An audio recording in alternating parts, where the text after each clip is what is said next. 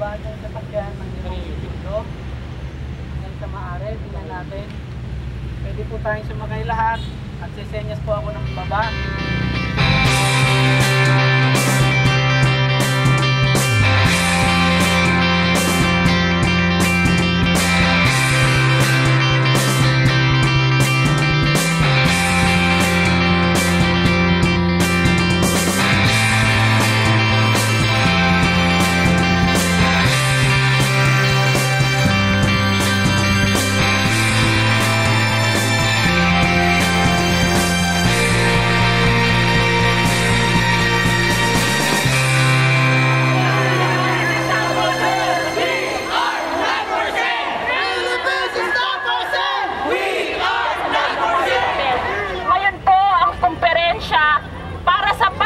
Bubukas ng infrastruktura ng gobyernong Aquino sa mga dayuhang investors at malalaking bangkong multilateral.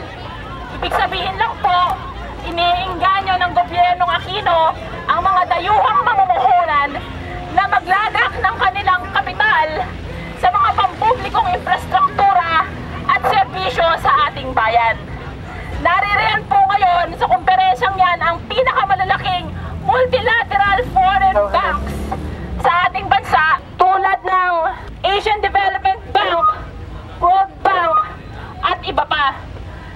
Ito po ay paraan ng gobyernong Aquino para hikayatin ang mga bangko at mga dayuhang korporasyon na mag-invest di umano sa ating mga public infrastructures.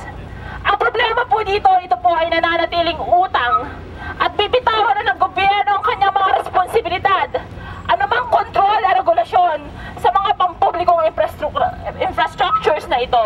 Ang mga pampublikong transportasyon, komunikasyon, at kalaunan ibubukas na rin ang iba pang mga batayang pampublikong serbisyo patulad ng kuryente, patubig, at maging ng edukasyon, kalusugan, at iba pang tinatawag nilang social infrastructures. Mga kasama, lantaran itong pagbebenta ng ating mga pampublikong serbisyo sa dayuhan. Ang pampublikong serbisyo po ay dapat pakinabangan ng mamamayan. Kaya nga po siya pampubliko ay dapat tiyakin ng gobyerno na ito ay ma-access o magagamit ng mamamayang Pilipino dahil sa murang halaga nito o murang presyo. We are not for sale! Philippines is not for sale!